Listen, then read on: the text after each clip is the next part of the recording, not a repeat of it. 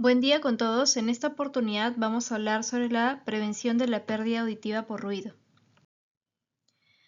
Primero tengamos en cuenta algunas definiciones. El sonido es una vibración que va a viajar por cualquier tipo de medio, sea sólido, líquido o gaseoso, pero va a producir una sensación agradable. ¿Sí? Como vemos ahí, son ondas que están simétricas, que tienen cierta armonización. En cambio, el ruido va a ser un estímulo auditivo, pero indeseable y molesto, que inclusive puede afectar nuestra salud. Va a ser un tipo de sonido, pero no deseado, y que interfiere con la calidad de nuestras actividades. Puede ser un ruido constante, siempre a la misma intensidad. Puede ser intermitente, es decir, que varía de intensidad en diferentes ciclos, o puede ser un ruido de impacto, picos de alta intensidad y de corta duración. Veamos aquí una clasificación del riesgo auditivo en relación a la intensidad del ruido, viendo por ejemplo que entre 0 y 80 decibeles podría ser una zona en la cual no hay riesgo, pero conforme se va incrementando va aumentando el nivel de riesgo. Actualmente el límite máximo permisible de ruido ocupacional para el Perú es de 85 decibeles para una jornada laboral estándar de 8 horas. Y esto se encuentra en justamente este límite que vemos en el cual puede ser nocivo para nuestra salud. Por debajo de los 80 decibeles vemos que está, por ejemplo, el ruido que se pueda generar en una biblioteca, en la lavadora, la aspiradora, el patio de recreo. Y vemos a la izquierda que aquí también se puede encontrar, por ejemplo, una aula de clase, las palabras, una conversación. Pero conforme avanza, aumenta la intensidad de ruido, vemos que una perforadora, una sierra de cadena aumenta ya a 100 decibeles, un martillo neumático 110, el disparo de un arma de fuego podría estar entre 120 decibeles o más, el despegue de un avión 130 y una explosión 140 decibeles, que obviamente esto es muy dañino y va a producir un daño ya irreversible. Vemos, por ejemplo, a la izquierda que si hablamos del tráfico de los automóviles podría estar entre unos 50 y 90 decibeles, es decir, que un tráfico leve, moderado, puede producir una intensidad de ruido en el cual todavía no hay un riesgo, pero conforme aumenta el tráfico y aumenta el ruido, esto ya se considera un riesgo. Y esto es principalmente también visto en conductores en los cuales pueden tener una pérdida auditiva justamente del oído que está expuesto. Luego de eso tenemos a los aparatos o personales de música que están entre unos 70 y 100 decibeles. Si escuchamos un sonido bajo podría estar en 70 decibeles, pero conforme aumentamos el volumen de la música ya podría ser nocivo. El asistir a bares, a discotecas, a conciertos podría estar en un límite entre lo cual ya empieza a ser riesgoso hasta muy riesgoso, sobre todo si es que estamos al lado de los parlantes. Las sirenas, las alarmas podrían estar entre unos 90 y 120 decibeles. Entonces el límite, pongámosle 80 decibeles, sobre el cual ya se podría considerar un riesgo. Y si bien el límite máximo permisible de ruido a nivel del Perú, al menos en nivel ocupacional, es 85 decibeles, ya a partir de 80 decibeles se podría considerar un límite de riesgo. El ruido no solo produce efectos auditivos, como vamos a hablar hoy de la pérdida auditiva, que en este caso cuando está ocasionado por ruido es permanente. También produce pitidos, zumbidos y problemas de comunicación cuando ya la hipoacusia, la pérdida auditiva es muy severa y ya la persona no escucha tampoco al nivel de conversación. Pero también adicional a eso puede producirse efectos extraauditivos como trastornos de sueño, dolor de cabeza, dificultad para concentrarse, irritabilidad, nerviosismo, tensión. Y si vemos estos síntomas, podríamos entenderlos, ¿no?, mejor si de repente nos imaginamos que estamos trabajando en un área donde hay un ruido constante. Este ruido constante empieza a distraernos, empieza a ser irritable, empieza a ponernos nerviosos, nos duele la cabeza y todos estos síntomas luego se pueden traducir en una tensión o un trastorno de sueño más adelante. Y no solo eso, también pueden producir taquicardia, aceleración del corazón, malestares gastrointestinales, cansancio, inclusive potencia sexual y también los problemas sociales si es que no podemos comunicarnos por esta pérdida auditiva. ¿Y cómo es que oímos? Vamos a ver a continuación un video, pero antes de eso tengamos en cuenta que tenemos, ¿no?, un oído externo, un oído medio, un oído interno. Un oído externo que es todo lo que nosotros podemos ver desde el pabellón auricular, ¿no?, y parte del conducto auditivo externo hasta el tímpano, que viene a ser esta membrana que va a vibrar con el sonido. Pasado eso ya hablamos de un oído medio, un oído interno, en el cual ya cuando se daña suele ser situaciones ya irreversibles. Podríamos tratar algunas condiciones del oído externo, por ejemplo una infección, un tapón de cerumen, una ruptura de tímpano, en el cual podríamos recuperar toda o parte de la audición, pero cuando el daño está a nivel medio o interno, usualmente ya es irreversible, sobre todo en la parte del oído interno que está conectado con el nervio auditivo, porque es a través de este órgano en el cual se van a transmitir señales al cerebro que interpretan los sonidos, ¿no?, para que podamos entender lo que estamos escuchando. Veamos a continuación el video para entender cómo es que funciona nuestra audición. Los sonidos son recogidos por el oído externo, que está formado por el pabellón auricular y el conducto auditivo externo. El sonido es guiado a través del conducto auditivo hasta el oído medio. El sonido llega al tímpano, una membrana flexible y circular que empieza a vibrar cuando las ondas sonoras la golpean. Con el movimiento del tímpano, las ondas sonoras pasan al oído medio. El oído medio contiene 3 huesos minúsculos que reciben el nombre de martillo, yunque y estribo, y se conocen colectivamente como la cadena de huesecillos. Estos forman un puente entre el tímpano y la entrada del oído interno, y su interacción aumenta y amplifica aún más las vibraciones del sonido antes de que éstas se transmitan totalmente hacia el oído interno a través de la ventana oval. En el oído interno se encuentra la cóclea, que tiene una forma semejante a un caracol y contiene varias secciones membranosas que están rellenas de fluidos acuosos. Cuando las ondas sonoras producen vibraciones en la ventana oval, el fluido empieza a moverse, lo que también provoca el movimiento de las células ciliadas de la cóclea. Estas células ciliadas transforman las vibraciones en impulsos eléctricos, que se envían al cerebro a través del nervio auditivo. Lo que llamamos ruidos son en realidad simplemente ondas sonoras que se transmiten a través del aire.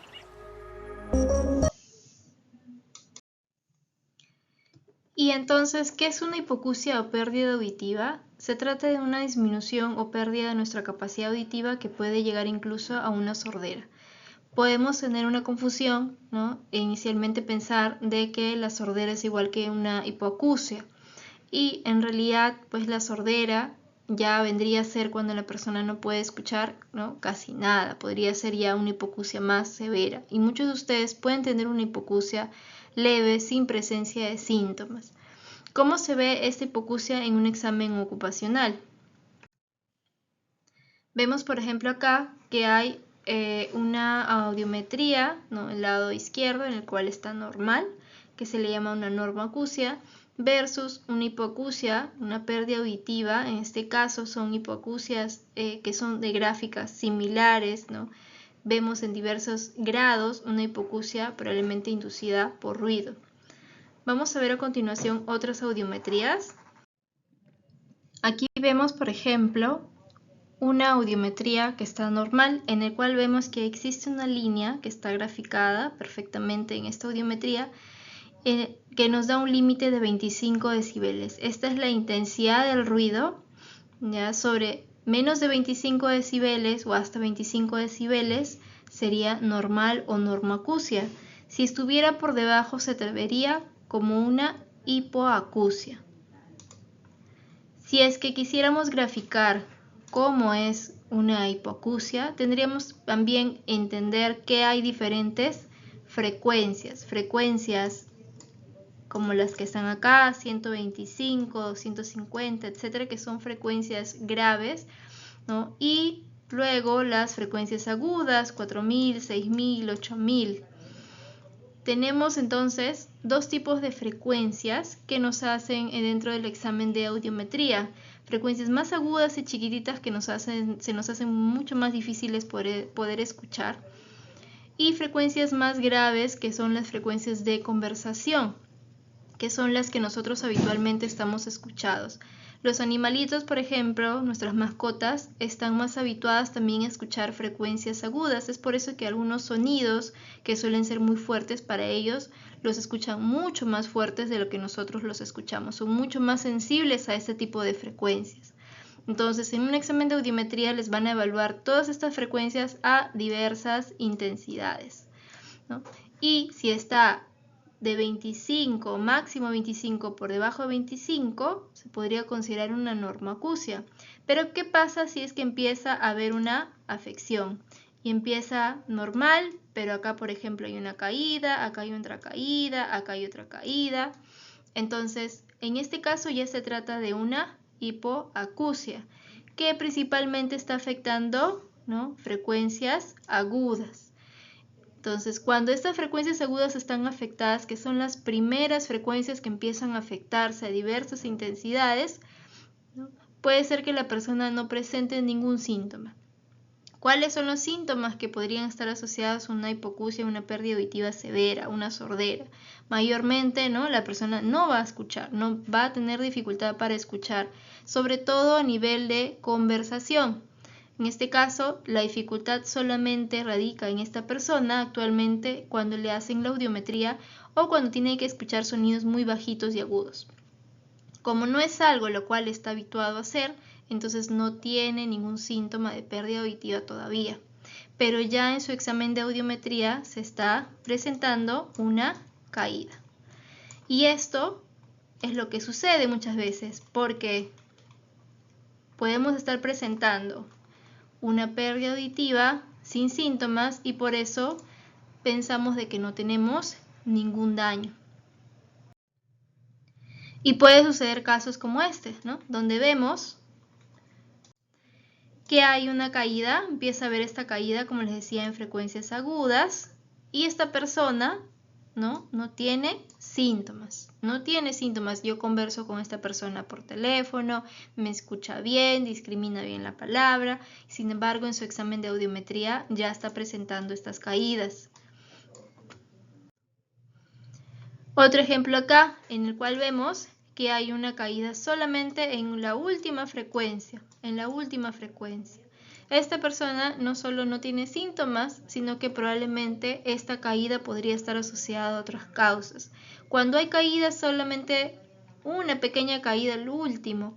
Esto puede estar en relación a si ha tenido un viaje reciente, a si ha estado enfermo, o si es que ha estado mal, no ha descansado bien, ¿no? Sobre todo si es que en los últimos días previos al examen no ha estado en condiciones adecuadas. Entonces, por ello es que insisto siempre en decirle las recomendaciones para el examen médico, porque si es que no han descansado, han venido de viaje, no están tomando un medicamento, está con la gripe, la garganta, con tos, recién o hace pocos días, podría haberse alterado justamente el oído, que tiene mucha conexión con nuestra garganta, y esto finalmente mostrarse en el examen de audiometría como una pequeña caída, una pequeña muesca. Esto de todos modos habría que confirmarlo con otra audiometría y verificar en qué condiciones se ha presentado este trabajador, ¿no? Pero ya esto se está considerando como una hipoacusia o pérdida auditiva solo en frecuencias agudas. Aquí vemos otro ejemplo donde hay diversas caídas, ¿no? Y ya esta hipoacusia cada vez está afectando ya otras frecuencias, está afectando la frecuencia, en este caso 3000, ¿no? Es decir, que poco a poco, si esta hipoacusia empieza a avanzar y se ve algo así más adelante, ya esta persona, por esta afección acá, ya empieza a presentar síntomas, pero ha iniciado así, como lo vemos ahorita. Entonces, la pérdida auditiva es progresiva. Si es que no se detecta cuál es la causa, ¿no?, de esta pérdida auditiva y sigue la exposición, esta pérdida auditiva va progresando. De acuerdo a dónde se localice, digamos, el de se haya originado esta pérdida auditiva, se clasifican los tipos de hipoacusia. Por ejemplo, si hablamos del conducto auditivo externo, es decir, todo lo que es la oreja, ¿no?, antes del tímpano, estaríamos hablando de una pérdida auditiva conductiva, de conducción, no puede pasar el sonido. Si por ejemplo acá yo cuento, ¿no?, con un tapón de cerumen, vamos a dibujarlo nuevamente. Si yo cuento con un tapón de cerumen acá grande, está ahí, el sonido no puede pasar, no puede pasar. Entonces, si yo elimino, limpio este tapón, el sonido va a poder pasar. ¿Ok? Entonces, estas hipoacusias pueden tener un tratamiento. Pero cuando ya el daño se produce a esta región, a nivel del oído interno, oído medio, ¿no?, y se produce alguna lesión acá, usualmente es irreversible, sobre todo a nivel del oído interno. ¿Por qué? ¿Por qué sucede? Porque algo de repente que no mencioné inicialmente es que a nivel de este lado de la cóclea, donde están estas células ciliadas, que son las que interpretan el sonido, hay un número limitado de estas células. Nosotros nacemos con una cantidad de células determinadas y a lo largo de nuestra vida vamos perdiendo estas células por diversas causas, no solo exposición a ruido, enfermedades, envejecimiento, y estas células no vuelven a crecer, a diferencia de otras células de nuestro cuerpo. Nuestra piel está constantemente mudando, está constantemente cambiando, ¿no? Nuestros órganos, todo va nuevamente renovándose. Pero a nivel de este lado del oído, en estas células que están acá, pues no vuelven a crecer, no se renuevan. Si dañamos alguna de estas células, no vamos a recuperarlas. Entonces, daños a nivel del oído interno podrían ser ya irreversibles. Y estas son las pérdidas auditivas de tipo neurosensorial, neuro de nervio. Cuando ustedes reciban su examen médico y diga hipoacusia neurosensorial, es que es una hipoacusia ya de tipo irreversible que está afectando los nervios, la parte nerviosa del oído. Aquí vemos, por ejemplo, las diversas causas.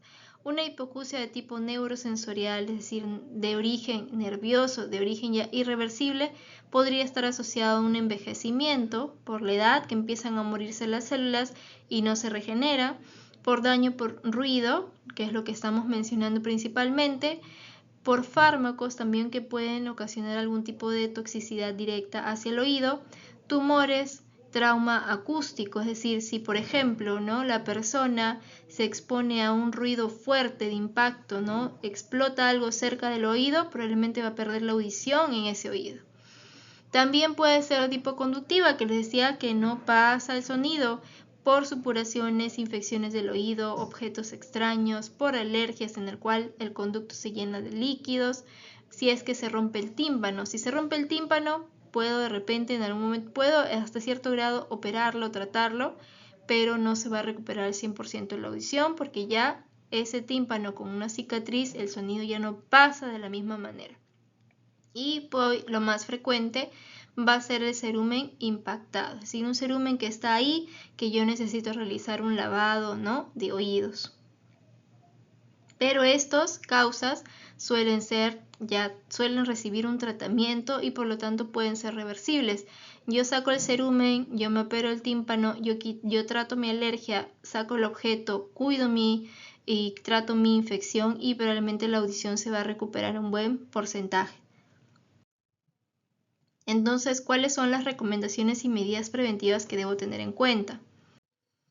Primero, el cuidado de los oídos. Hay que tener mucho cuidado con el uso de los hisopos. Los hisopos puedo utilizarlos si es que de repente estoy produciendo demasiada cera, pero tener cuidado de no introducirlos mucho. Nuestro cuerpo es perfecto, nos han creado Dios perfectos y por lo tanto este cerumen que nosotros todos los días estamos teniendo, todos los días también se va eliminando de a pocos y a veces es suficiente realmente el lavado con una pequeña limpieza externa de los oídos para con eso tener nuestros oídos limpios. Hay casos obviamente en el cual hay ciertas personas que producen más cerumen o por ejemplo personas que están trabajando todo el día con con tapones auditivos y no permiten la liberación de este cerumen, se puede ir acumulando de a pocos y en algún momento requiere algún tipo de tratamiento o lavado. Pero si no ese es el caso, lo más probable es que con una simple limpieza externa sea suficiente. Si aún así necesitamos utilizar los hisopos, hay que evitar introducirlos demasiado porque podríamos dañarnos. Entonces no hay que introducir dedos, fósforos u otros objetos para limpiarlos. También hay que hacer la consulta médica si es que los oídos empiezan a zumbar, si duelen, si están muy sensibles o si empieza a haber supuración. La limpieza de los oídos debe ser, como les decía, con una toallita, ¿no? Solamente en la parte externa, con el dedo, cuidando de no introducirlo mucho, no lesionarlo y de preferencia solamente en la parte externa. Evitar el uso de los hisopos. Otra recomendación, no escuchar música a volúmenes muy elevados. Ya vimos que la música, el sonido, por más que estemos en un concierto, si está muy elevado, puede producir un daño a nivel del oído. Entonces, cuidar, no utilizar la música con audífonos en volumen más bajos. Si es que vamos a asistir a algún concierto, no pararnos cerca de los parlantes. Podemos utilizar inclusive protección auditiva en un concierto. Es muy importante tener en cuenta eso porque este daño que ya está producido por un ruido muy fuerte suele ser irreversible. Hay que tener cuidado también con el lavado de oídos. Si hay una indicación de lavado de oídos porque hay un cerumen impactado, hay que hacerlo con un profesional capacitado que suele ser el otorrinolaringólogo o un personal técnico capacitado en los centros justamente otorrinolaringológicos. Aquí vamos a poder realizarnos un lavado sin riesgo de que podamos tener infecciones, sin riesgo de perforaciones.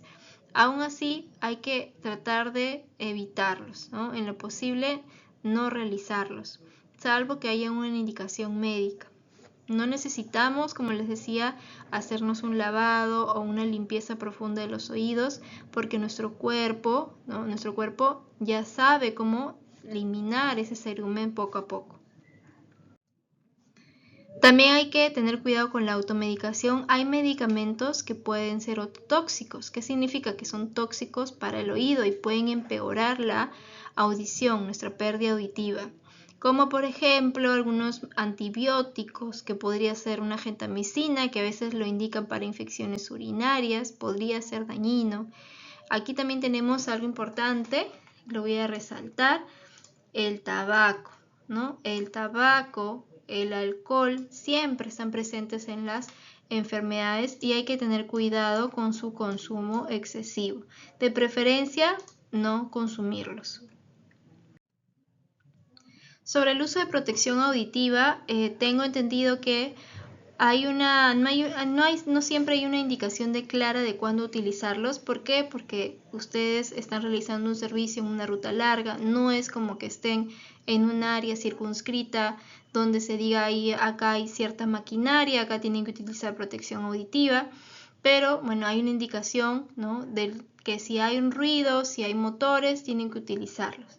Entonces, si hay una duda sobre el uso de la protección auditiva, hay que tener en cuenta esto. Si es necesario tener que levantar la voz para poder comunicarse con alguien que se encuentra a 1 metro de distancia, probablemente el nivel de ruido puede estar por encima de los 80-85 decibeles, que es nuestro límite en el cual ya es riesgoso para nuestra salud. Y en ese momento, si ya es necesario levantar la voz, hay que utilizar protectores auditivos. Recordemos que con la protección auditiva nosotros podemos seguir comunicándonos. Obviamente vamos a tener que levantar un poco la voz porque ya estamos con la protección auditiva y no se va a escuchar igual, pero sí vamos a poder comunicarnos. Así que en realidad no hay una excusa de no utilizarlos. Si hay una duda respecto al nivel de ruido, es mejor utilizar la protección auditiva. ¿Cuáles son los tipos de protección auditiva que podemos encontrar? Tapones desechables que tienen cuerda, tapones desechables simples. Hay tapones con moldeables, como en el tercer dibujo, que aparentemente nos da la sensación de que está tapando más, pero en realidad no es más eficaz que otros. no hay mucha diferencia en realidad. Tenemos los tapones reusables, que son los que usualmente les están dando ustedes. También tenemos protectores tipo orejeras y las orejeras que ya vienen para el casco. De estos, ¿cuál es el que tiene mayor factor de protección? Los tapones desechables, que si bien acá menciona como 30 decibeles, esos 30 decibeles son, digamos, de fábrica. No es la protección que va a tener esta persona. ¿Por qué? Porque no todos tenemos el mismo tamaño, por ejemplo, de canal auditivo externo. Estos tapones no se van a expandir igual para todos y también depende mucho del uso. Entonces se hace una fórmula, ¿no?, con el cual, de acuerdo a otros parámetros, se establece cuál es el máximo de protección y usualmente no pasa de 10, 11 decibeles. No, puede ser con este tapón desechable, con otro tipo de protectores, a veces con las orejeras, porque hay, como es más, tiene otro modelo, podría llegar a mayor protección, pero en realidad es poco. Entonces hay personas que pueden estar expuestas a 90, 100 decibeles y aunque utilicen protección auditiva, pueden tener un daño. Ahora imagínense no utilizarlo. No utilizar la protección auditiva asegura un daño mucho mayor. ¿Cómo tenemos que utilizar nuestro protector auditivo de inserción? Recordemos que hay que jalar nuestra orejita para atrás. Previo a eso, cuidar que los tapones estén limpios, siempre mantenerlos limpios, de preferencia en algún tipo de empaque, ¿no?, en el cual podamos mantenerlos bien. Y por atrás, ¿no?, jalamos nuestra orejita para abrir nuestro conducto auditivo externo y ahí introducimos. Tenemos que introducirlos hasta que no lo veamos. Ahí podríamos decir que hay un factor de protección. Recordemos que los síntomas de una hipoacusia o una sordera ya nos indican una gravedad, dentro de los cuales ¿qué síntomas pueden haber? El pedir que tengamos que repetir cuando nos hablan, el aumentar el volumen de la televisión y el radio para poder escucharlo, dificultad para oír el timbre del teléfono, no entender lo que nos están diciendo, hablar demasiado alto o gritar, hacer un gran esfuerzo para oír una conversación normal o de repente utilizar un oído más que otro, o también la presencia de zumbidos. Pueden haber algunos zumbidos transitorios cuando nosotros nos exponemos a un ruido, ¿no? De repente hemos ido a un concierto, de repente había un sonido fuerte, ¿no?, un claxon muy fuerte y nos queda zumbando los oídos y eso podría ser temporal. Pero si es un zumbido, ¿no?, que siempre está ahí, ya nos está indicando que algo está pasando. A veces estos zumbidos también nos impiden escuchar porque están ahí permanentes, entonces probablemente la hipoacusia sea más grave. La pérdida de la audición finalmente es indolora. No hemos mencionado que produzca dolor. Dolor solo se produciría si hay una infección, alguna lesión en el oído. ¿Que esta lesión puede ocasionar una pérdida auditiva? Sí, pero no es que la pérdida auditiva sea lo que esté ocasionando el dolor. También es progresiva. Conforme va pasando el tiempo y yo sigo teniendo la misma exposición y no me cuido, esto puede ir dañándose cada vez más, ya que esta es permanente. Cuando la pérdida de la audición es por ruido, es permanente. Pero sobre todo esto sigue siendo prevenible. Hay que evitar la exposición a ruidos fuertes, utilizar nuestra protección auditiva y cuidarnos de riesgos extraocupacionales, ¿no?, que están en relación a ciertos cuidados del oído, ¿no?, a exposición a ruido con utilización de audífonos, utilizar moto, asistir a conciertos, etc. Bien, eso es todo. Si hubiera alguna pregunta, pueden comunicarse directamente. Hasta luego.